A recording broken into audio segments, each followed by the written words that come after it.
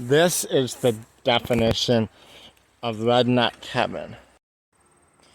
So I broke the back window in my truck the other day, so I got one right here that's gonna come out here very carefully.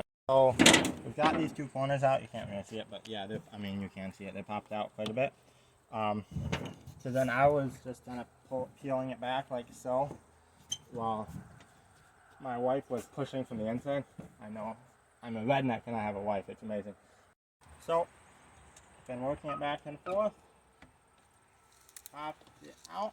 Got the whole window here now.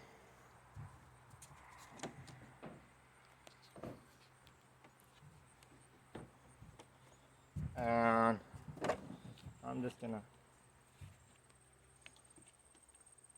poker face. Just acquiring the seal. The truck, my truck that I broke this window on, is not a slider, so the seal is different, I do believe. So I wanted to make sure to grab the seal with it. I got my new window in. Went in pretty easy. Looks real nice now.